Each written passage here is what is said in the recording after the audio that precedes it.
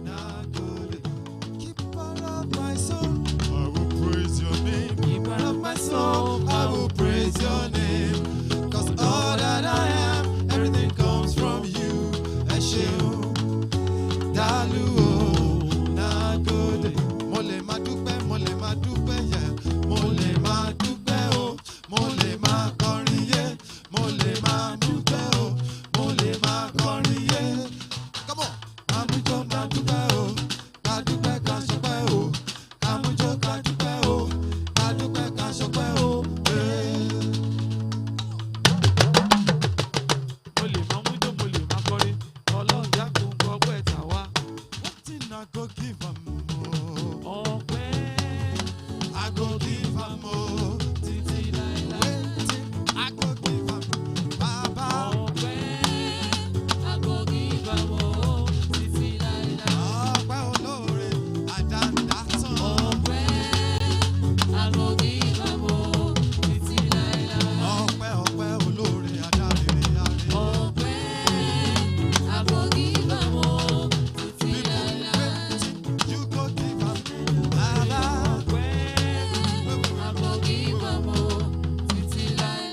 I was just thinking, maybe if we have fried rice with pepper chicken and you give it to Baba God, maybe we will take Ọpẹ́.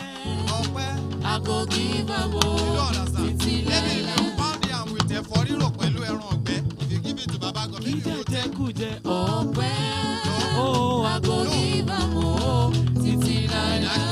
ó wá jẹ́ wípé ọpẹ́ ló ń jẹrẹ. Ọpẹ́ ló ń jẹrẹ.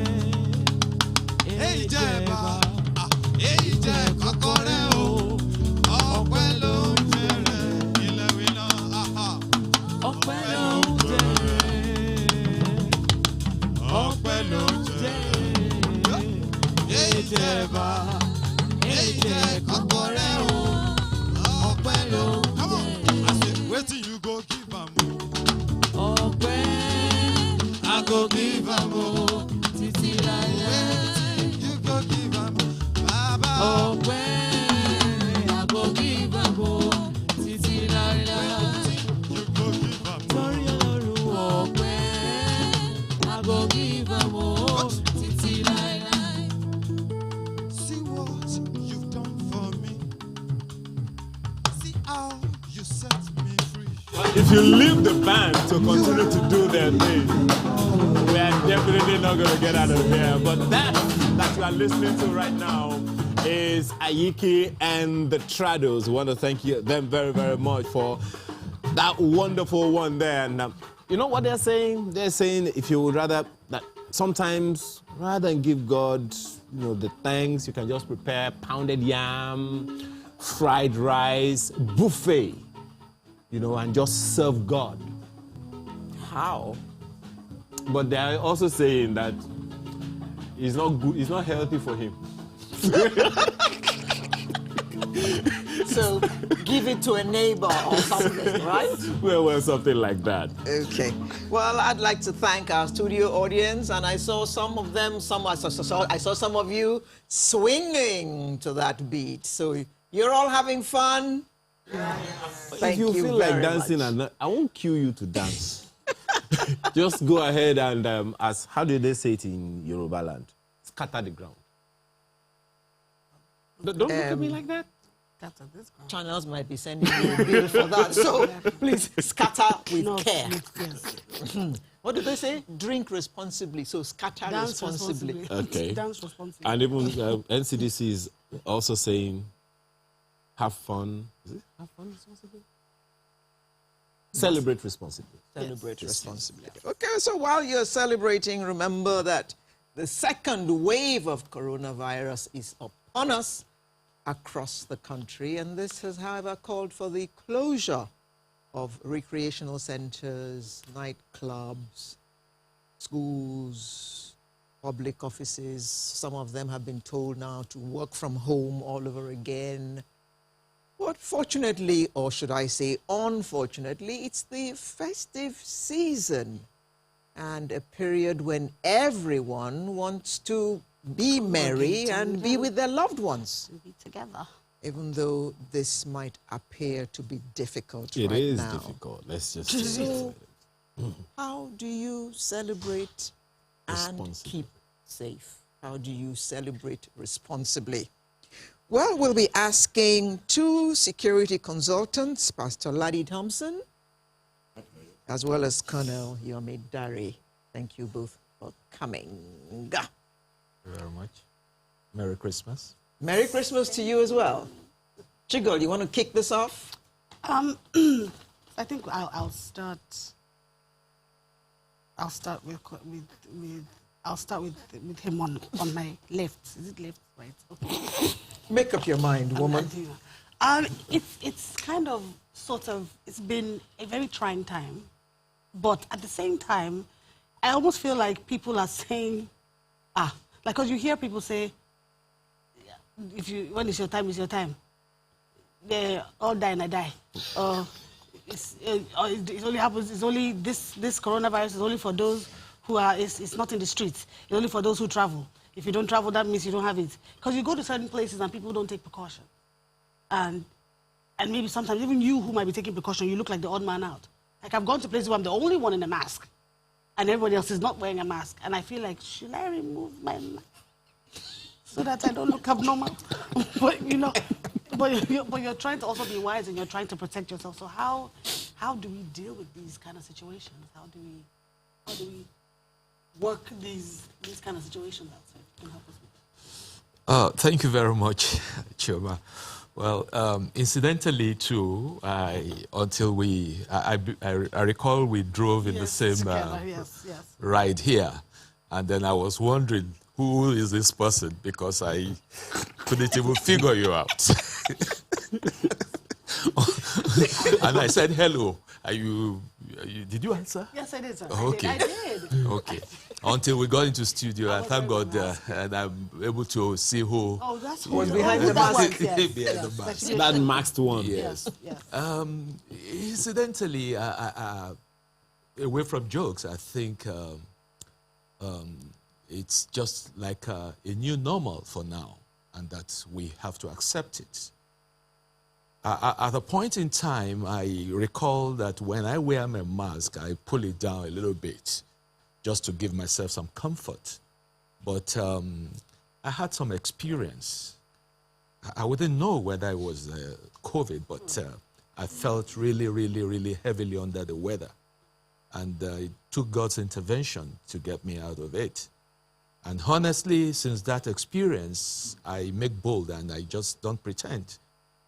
In fact, when I'm in the car and my driver is not wearing it, I say, look, my friend, put this thing on. And then everywhere I go, as I speak with you, I have it here. It's just that I don't want to look too odd.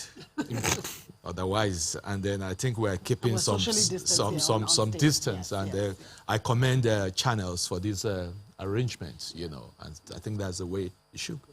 So it's just for the safety, your personal safety, for the safety of other people, because whatever you do, you must also put fellow human beings into consideration, because we are all endangered in this circumstance. I just pray to God that we'll just get out of it as quickly as possible. So I encourage us, you know, to wear our mask, whether in public, whether in private, because it's for our own good. That's my take. Pastor Thompson, she's raised a good issue. Most of the time, when you can't figure out the person you're sitting next to. It also, well, while we are considering the safety elements, there is also the security element. How do we balance it? You'd have to expand a little bit more on that, because we're talking safety health-wise or security health-wise. Safety health-wise. Okay. But then there is the security ambit. What if you don't know the person you are sitting next to in the vehicle? Well, let me You just could say, well be a terrorist. A well-known terrorist who is now masked and you're not aware of it. well, the point is, if I were weighing on that, this thing is airborne.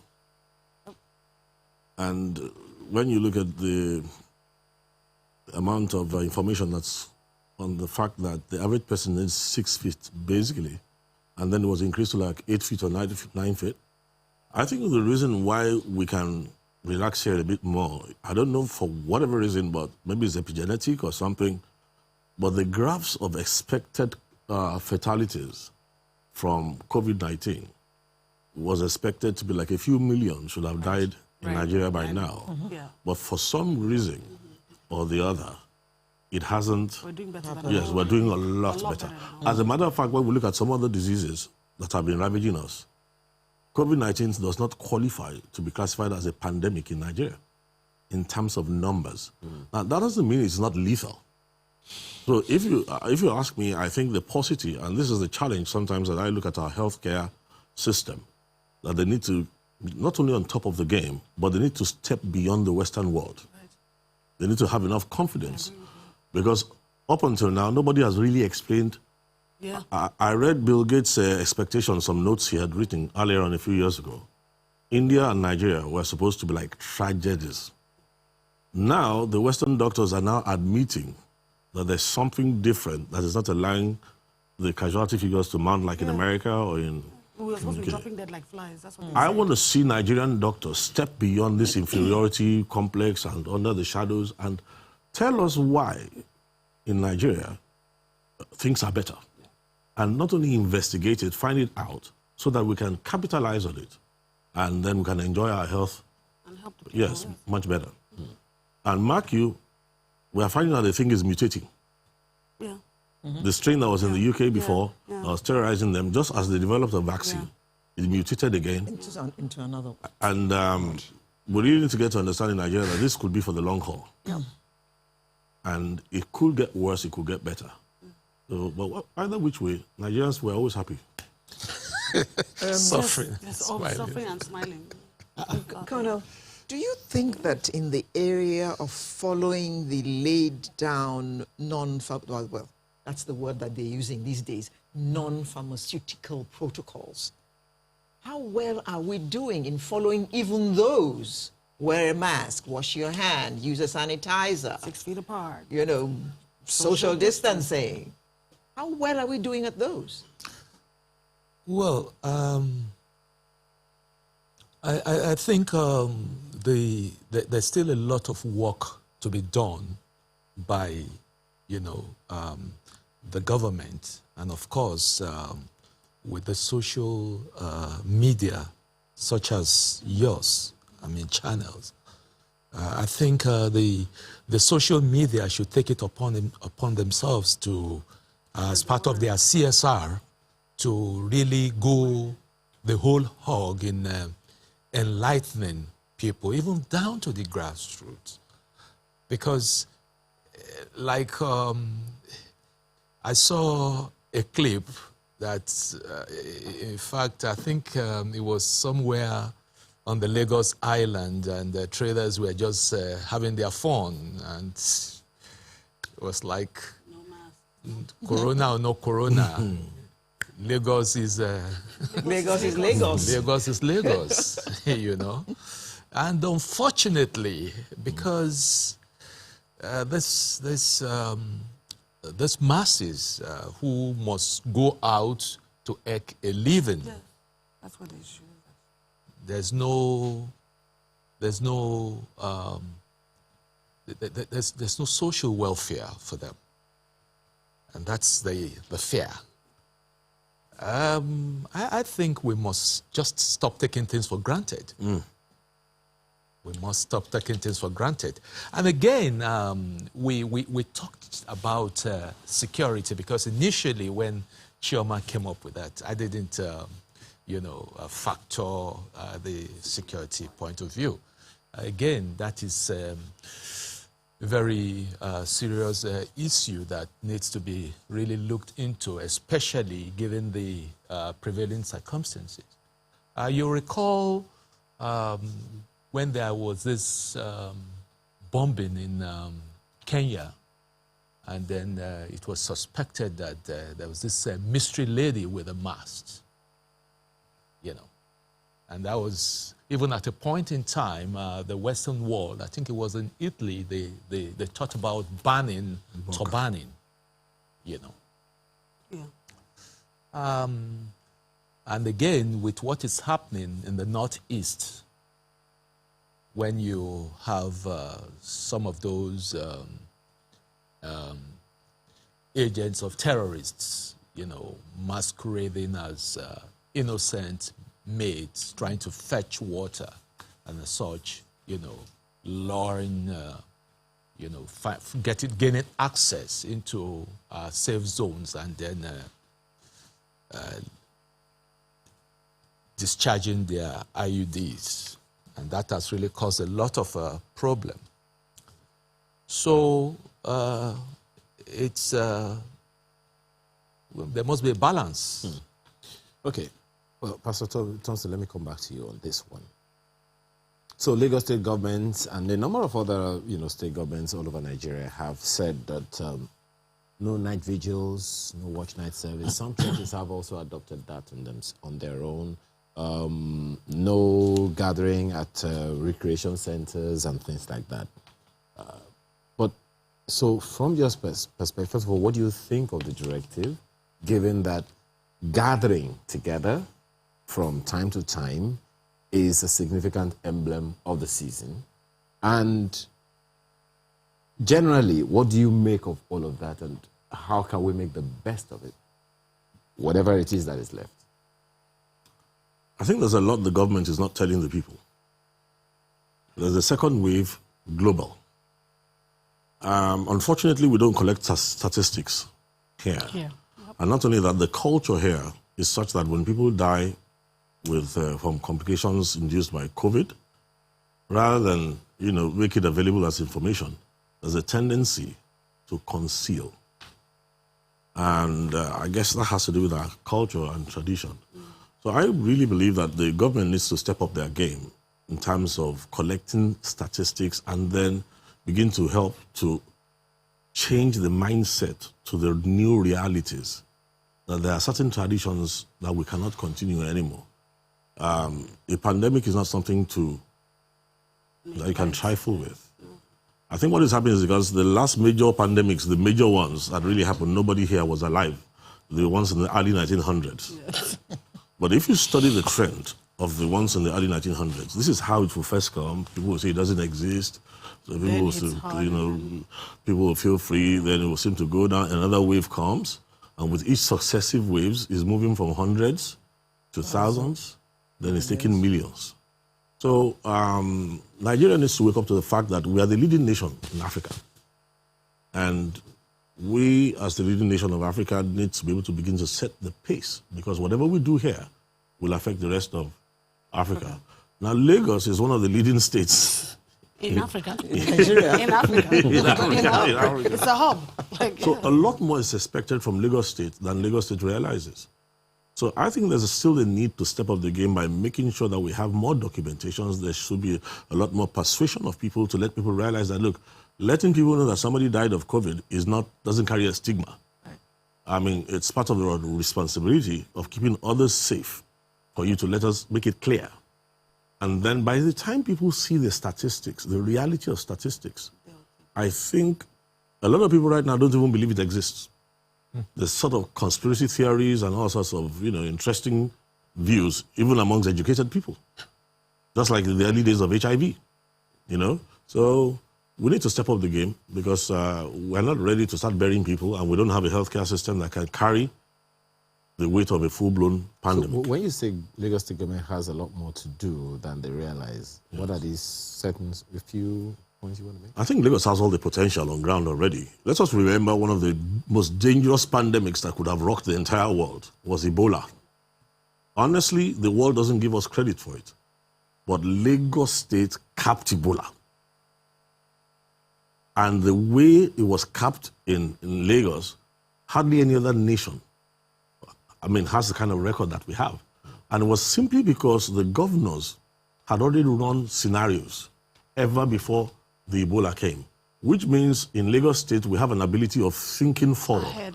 Lagos State government has a penchant for, going into the future, looking at possible threats, which many others don't do. So in that instance, we really need to commend Lagos State for being able to look forward. That's why we survived. Ebola is not a joke. If that man had come in through any other border, other than the airport in Lagos, Different situation. the history of Nigeria will have changed. It would have been very different situation. So it's still the same thing, and I'm still pointing out now that Lagos State still has a wealth of professionals who are capable, they're able. You see, this frothy happiness that's not based on reality, we need to check it. But you know, there's something, I'm sorry, I'll still come back to Conrad. You know, Lagos State government was able to do that with the cooperation of a good number of people who are officials at the airports and stuff like that. But now this is already community-based, just as you have noted. So the cooperation of people is crucial. Is that happening? Point is, we have to be a bit more ingenious. You see, the advantage we have is that in Africa, it takes up a community to bring up a child.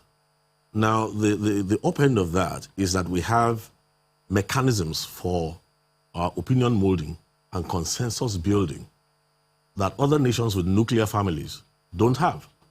In Africa, we have ways of our informal internet, ever before the internet surfaced. The word gets around. However, the onus is on leadership to create a language and a proper vessel that can communicate properly. That's why I said to you, one of the disadvantages I've seen about handling this COVID is that if you see CNN and you see America do something, and then they put out something on the lawn and somebody stands behind the podium, next week you will see Nigerian officials standing behind the dais Podium on the with lawn. somebody standing to the left, to the right.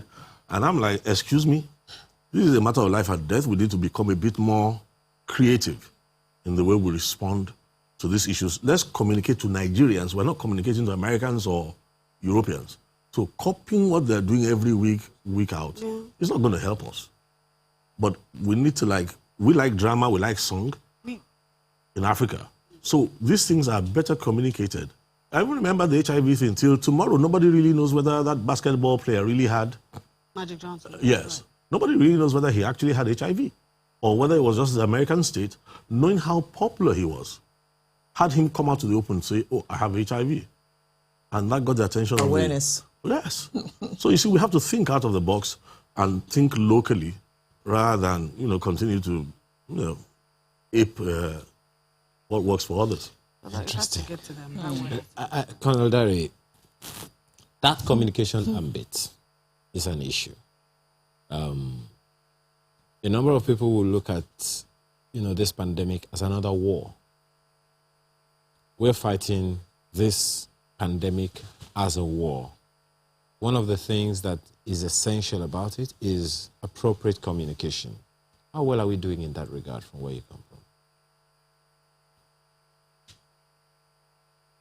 Honestly, I don't think we are doing as far as expected. I listened to Ladi. He just took us through the whole gamut of this. We need to step up our game. I'll give you an example. I was almost going to interject you. I had cause to travel out about 3 months ago. And you wouldn't believe this. Upon arrival at the airport here in Lagos, I saw a well-laid state. I thought I was at the immigration. And unknown to me, it was a COVID desk. Good enough. But then you would have expected them to start asking, where's your COVID? Is evidence of payment that I was being asked. So it was more of a revenue Payment desk. for what? Because you have to pay to get a test. So they need to see that you have made your So I was, and Before you take the test. You take because there's a website. No, Chama, just hold on there.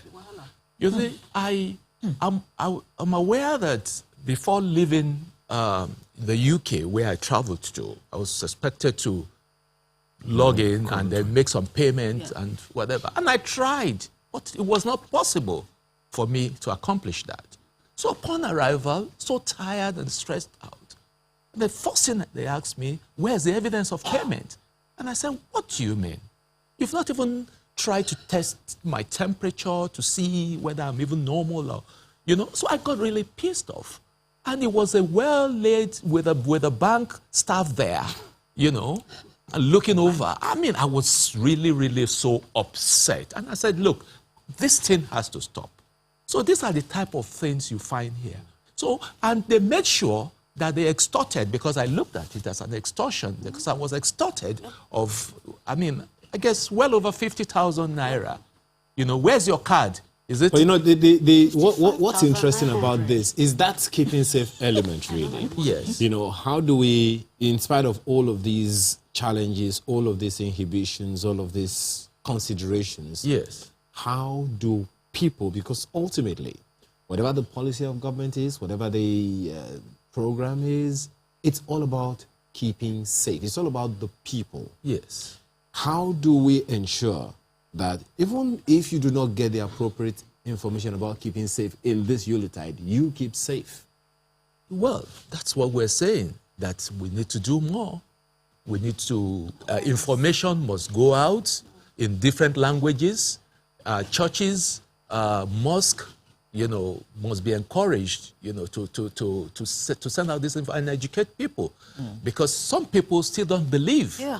Okay? They still don't believe that this thing exists. Yeah. But honestly, I'm here to say that this thing is real, you know, and we must all be careful. Okay. Everybody. We need to tap Pastor into Thompson, our visual, we're visual learners, I Yes. feel. In Nigeria, we're very visual. Like we see something, it catches your attention. I feel like when the Ebola situation happened, and I happened to work, I was working with ECOWAS at the time. That gentleman who came in was going to a meeting that I was going to be at. Good Lord. My colleagues passed away because they received him at the airport. My guys in protocol. If you see someone that, when they show you somebody that has Ebola, it's the visual of that, because there's hemorrhaging, there's this, there's that. You don't want it. I think when this came, it started with flu-like symptoms. Okay. You know, it's like a slight cough, you have a slight chest ache or whatever. I feel like if you had on those big billboards we have all over Lagos, if you do videos of people who are on respirators and who are in morgues, You know what? you will pay attention. Let me help you. will pay attention. This COVID part is coming next, right? So Yes. Let me take security too, Yeah, Pastor okay. Ladi, because we're talking keeping safe Yes. now and always. There's also the issue of security. And like you, security people always say, security is everyone's business. Yes. So how can we help ourselves keep safe and not wait for the policeman or the soldier to come and keep us safe? What can we do as individuals to stay safe? Okay, but first of all, let's just establish something quickly, that when it comes to a war against terror, there's the individual perspective of what you can do, but there's also some responsibility that rests only on leadership. Sure. And the individual, no matter what you do, if leadership fails to do what leadership is meant to do, your risk is increased to the point of no return. But I'm going to say to you that briefly, I mean, let's not even go deep. This is Christmas. Let's try and be happy, you know, even if it's an illusion. You know. First of all, we need to realize that this war against terror is a national affair. It's not a northern affair. It's just like a disease that has different levels of symptoms. You should know, I've been coming on channels from like 1999 to talk about what is coming, and I was being laughed at for the first few years. But with every year, it's dawning on us that there's a new kind of war everybody else has accepted all over the world. Nigeria is a nation at war. So there are things that the national level just has to do. But for the individual level, one of the things about the war against terror is that it's also a war of narratives. You see, terrorism in itself means that there's a handful of people who don't have the resources, they don't have the numbers, and they don't have any legal pathway to leadership. So what they resort to doing is to using the instrument of terror to induce from you responses that will fracture you from within. So in a way, it's a battle for the hearts of men. Whether you're going to be terrified, petrified, and ready to surrender. You see, I like giving this is a very old example, but if we were all men here sitting down with our wives and all that, and somebody came and said, can I borrow your wife briefly? I mean, I know my friend. You will take him out. Not so? Of course. But just when you're about to respond, an AK-47 is at your skull, and they say, can we borrow your wife? And you are still looking very unhappy. And they take somebody out. By the time they move to the next person, say, can we borrow your wife? Yes. Your wife will say, I'll take me. Now, that's how terror works. Volunteer her service. So one of the things we can do is the fact that having realized that the instrument of terror is targeted at the individual, the media is a force multiplier to increase terror in the hearts of all persons. What we can do is that, just to support government efforts, we need to look at initiatives from, media, that will help the community to become bolder by creating narratives that strengthen us to, instead of panicking, to reduce the panic, accept the challenge for what it is, but also amongst ourselves, like she quoted something that Nigerians say a lot, that all die. All die, not die. All die, not die. As funny as it is, it takes a little bit away from the fear of death. Yeah. Because somebody said, listen, we came one day, we're all going one day. Yes. So, but must we go this way? Why would we succumb to them because of this nonsense? Right. So somebody needs to begin to strengthen all of us amongst ourselves to realize that, look, you guys are a minority. You want to panic us and then take over our nation, destroy our resistance, and then create fights amongst all of us. Okay, we are refusing to be fractured.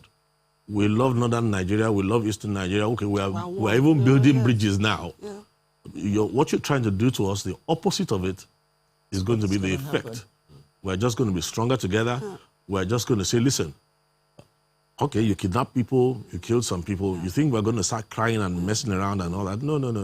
We're just going to let you know that we may miss our people because we have value to life. Right. Now, you guys are useless because you don't have value to life. And there's no way you are going to overrun our nation with these your useless values. So if we seize the high moral ground and we build the morality of the average person so that it affects our rhetoric in the bus stations everywhere, honestly, we have helped the effort to the point of no return. I believe so. Isn't this interesting? I agree. It is. That's on the individual level. Yes. And I really tend to really agree with him because I recall sometimes in the past, you find the media, you have dramas, the Wazobia thing, everybody is happy. So where has that gone to Alero?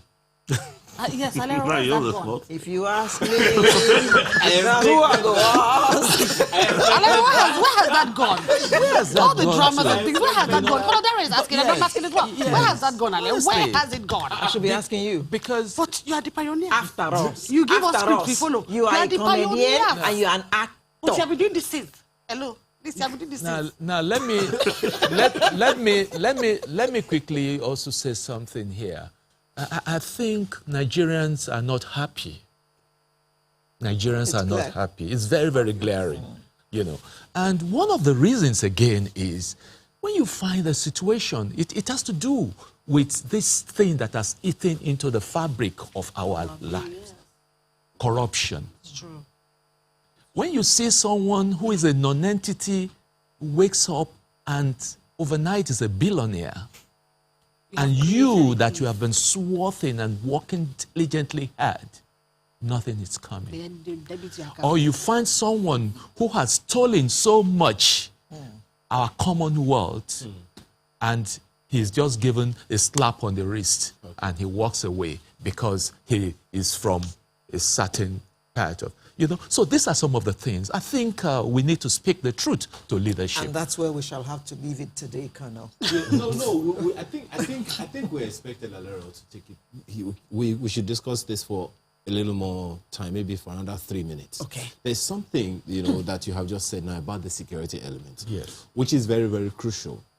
Security is everybody's business, right? Yep. Absolutely. Communicating it should be everybody's business. You agree with what, Pastor Thompson has said. How do we then take it forward? Many people are watching this program. But a good number of people are not watching this program. Taking the fear away from the hearts of people is going to be a lot more work than just talking about it. Kidnapping is on the rise. You know, where we all know where it started from. Banditry has been significant, has taken quite a number of attention.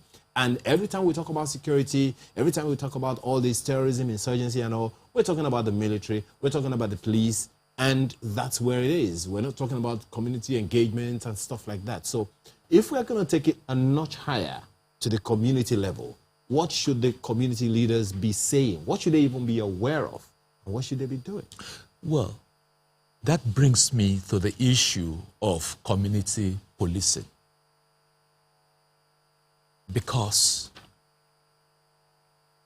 all you require at this point in time is intelligence. Information must flow. Okay? And how do you get the information? By allowing the police to be embedded within the community. I hear you.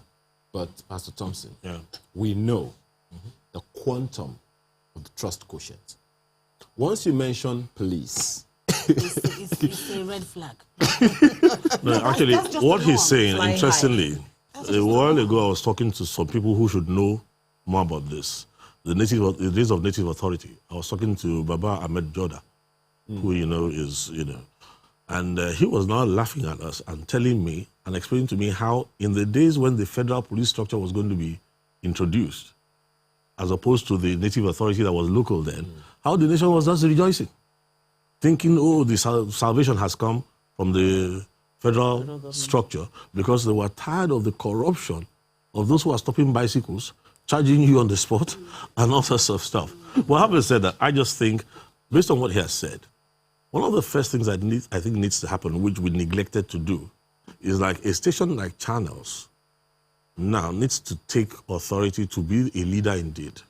You need to get together all sorts of media houses together. Absolutely. And bring in consultants who can come and explain to the nation what you need to begin to tweak for you to use the platform that you have to create what he's saying.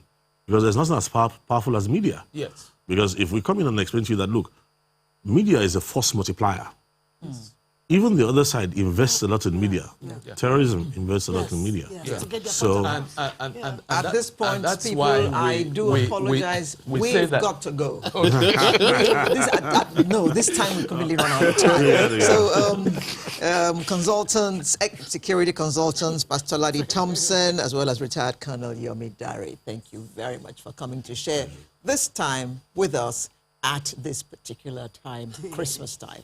Thank you very much. We'll be right back with another interesting conversation. Do stay with us.